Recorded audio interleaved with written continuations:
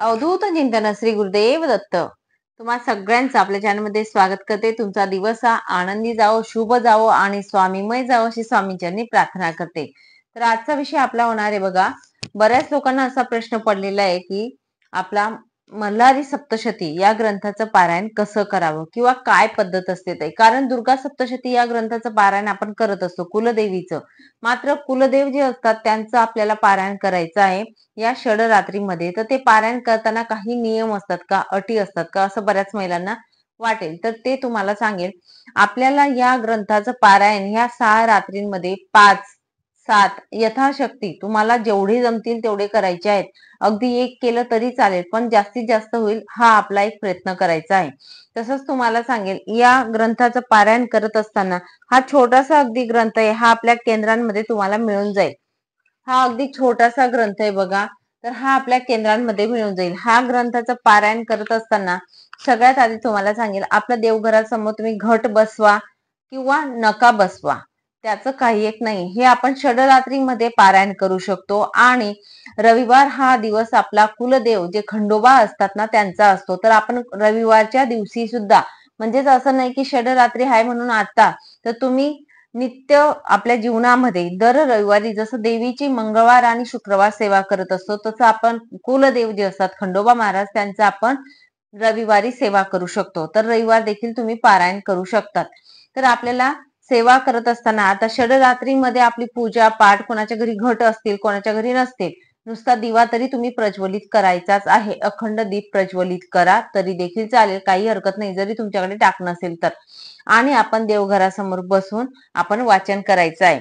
आता वाचन करत असताना म्हणजे ग्रंथ आपण पठण करत असताना कसा करावा, सगळ्यात आधी तुम्हाला सांगेल, कुलदेवीची ज्या प्रकारे सेवा करत असताना आपण साडी परिधान करतो, स्वच्छ असे वस्त्र असतात, त्या प्रकारेच आपण मल्हारी सप्तशती ग्रंथाचं पारायण करत असताना देखील स्वच्छ कपडे परिधान करायचे. हातात एक एक का असेना काचेच्या बांगड्या ह्या आपल्याला परिधान करायचे. 1 करा, 2 करा, 4 करा, यथाशक्ती पण काचेच्याच बांगड्या हव्यात. आसन हे आपलं स्वतःचं असावं.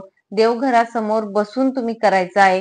एका बैठकीत जमलं तर एका बैठकीतच तुम्ही एक पारायण करायचा प्रयत्न करायचा आहे. महिला असतील तर हळदी कुंकू हे आपल्या कपाळी लावावं. पुरुष असतील तर अष्टगंध किंवा चंदन लावू शकतात. किंवा मग भंडारा जो असतो तो दोघीही लावू शकतात, महिलाही आणि पुरुष देखील. भंडारा जर तुमच्या घरात असेल, जो आपला कुलदेव आपण जात असतो कुलदेवला, तर तिथून जर तुम्ही आणलेला असेल जेजुरीहून, तर तो भंडारा देखील तुम्ही लावू शकतात कपाळाला. आणि नंतर आपण सुरुवात करायची आहे. आता सुरुवात करत असताना सगळ्यात आधी तुम्हाला लागेल मल्हारी सप्तशती ग्रंथ, जो आपल्या केंद्रांमध्ये मिळत असतो तो तुम्ही घेऊन यायचा आहे. त्यानंतर पोथी तुम्ही दररोज वाचून ठेवून दिली अगदी तरी चालेल, किंवा तिथेच राहू दिली पाटावरती तरी देखील चालेल, काही हरकत नाही. संध्याकाळी अगदी उचलून ठेवली तरी चालेल, किंवा 6 रात्रीपर्यंत तिथेच पोथी तुम्ही पाटावर ठेवली तरी चालेल. काही म्हणजे हलवू का नको हलवू का असं काही त्याचं नाही. फक्त पोथी वाचत असताना हातात घेऊ नये. पाठ किंवा काहीतरी आसन द्यावं, नंतरच आपण पोथी वाचन करायची आहे. म्हणजेच आपला जे ग्रंथ आहे तो वाचायचा आहे. सगळ्यात आधी तुम्हाला सांगेल, स्वामी समर्थ महाराजांचं स्तवन म्हणायचं आहे. स्तवन हे ग्रंथात देखील आहे आणि नित्यसेवेचा जो ग्रंथ आहे त्यामध्ये देखील आहे. तर स्वामी स्तवन आपल्याला 1 वेळा म्हणायचं आहे. मल्हारी कवच जे आहे ते देखील म्हणायचं आहे. मल्हारी हृदय स्तोत्र जे आहे ते म्हणावं. नंतर मल्हारी अष्टक जे आहे ते म्हणायचं आहे. तसंच मल्हारी मार्तंडाचा जप मंत्र आहे. आता ह्या ग्रंथामध्ये दिलेला आहे जप मंत्र जो असतो तो तुम्हाला 11 वेळा तरी म्हणावा असं मी सांगेल. श्री स्वामी समर्थ महाराजांचे आपले गुरु आहेत म्हणून त्यांची एक जपमाळ घ्यावी. श्री स्वामी समर्थ या मंत्राची एक जप म्हणजे 108 वेळा घ्यावा.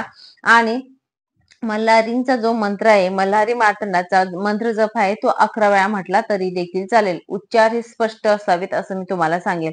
त्यानंतर मल्हारी सप्तशती जे अध्याय आहेत, 1 ते 14 अध्याय आहेत, छोटे छोटे अगदी अध्याय आहेत, तर ते 14 अध्याय तुम्हाला पठण करायचे आहेत.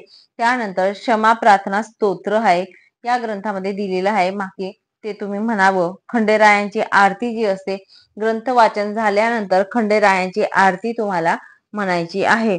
तर एवढ्या गोष्टी तुम्हाला करायच्या आहेत जेव्हा पण आपण ग्रंथ वाचन करत असतो.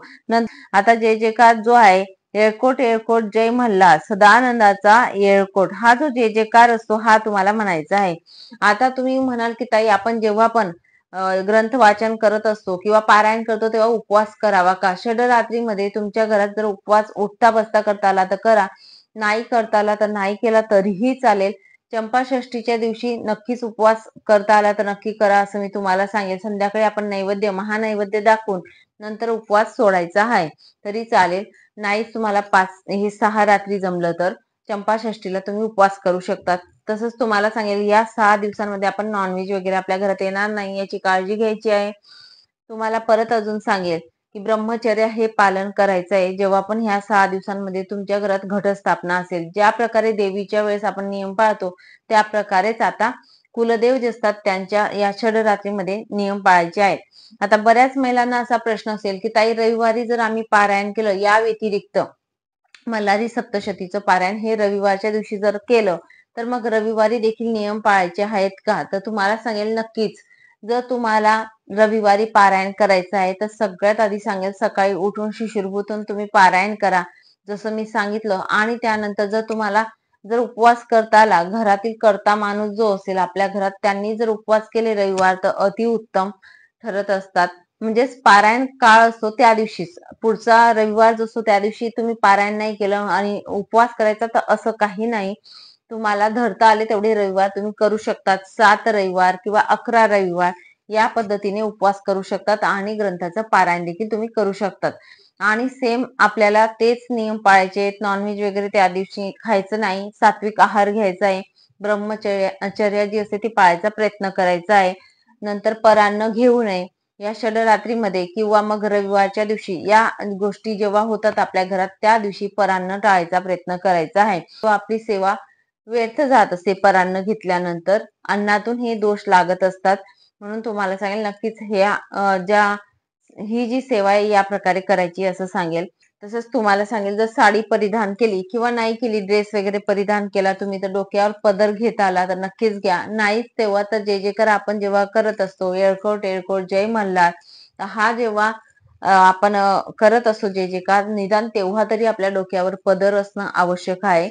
आणि तसंच तुम्हाला सांगेल कारण आपण जय जयकार करत असतो ना त्यांचा मान सन्मान करत असतो, कुलाचार हा करत असतो मनापासून. त्यांचे म्हणजे आपण ऋणी आहोत अशी भावना ठेवून आपण ही सगळ्या गोष्टी करायच्या आहेत. तुमच्या मुलाचं आणि वडिलांचं जमत नसेल, बऱ्याचशा गोष्टीत म्हणजे जमत नाही किंवा वडील आले तर मुलगा बाहेर जातो, मुलगा आला तर वडील बाहेर जातो किंवा जेवायला एकसाथ बसत नाही, मुलगा जेवायला बसला की वडील उठून जातो, अशा गोष्टी घडत असतील तर ह्या ग्रंथाचे पारायण आपल्या घरात नक्की करा. 7 रविवार हे जे असतात हे आपल्या घरातील कर्त्या पुरुषाने उपवास करून हे पारायण केले नक्कीच हा फरक तुम्हाला जाणवेल. तसंच तुम्हाला सांगेल हे षडरात्रीमध्ये नक्कीच 7 पारायण किंवा 9 पारायण करायचा प्रयत्न करा. आणि आपले जे नियम असतात ते आपण फॉलो करायचे आहेत. आणि कांदा लसूण ह्या त्या गोष्टी याला काही बंधन नाही. तुम्ही कांदा लसूण वगैरे खाऊ शकतात. षडरात्रीमध्ये उपवास करायचाच का तसाही अट्टहास नाही की तुम्ही उपवास करावाच. फक्त ह्या काही गोष्टी असतात एका बैठकीत झालं तर नक्कीच करायचा प्रयत्न करा. नाहीच शक्य होत तुम्हाला तर 2 बैठक इतका असेना पण पारायण करायचा प्रयत्न करा जास्तीत जास्त एवढं सांगेल. चला मग सांगितलेली सेवा जी ती महाराजांच्या चरणी अर्पण करते आणि खंडेरायांच्या चरणी अर्पण करते. इथेच विराम घेते.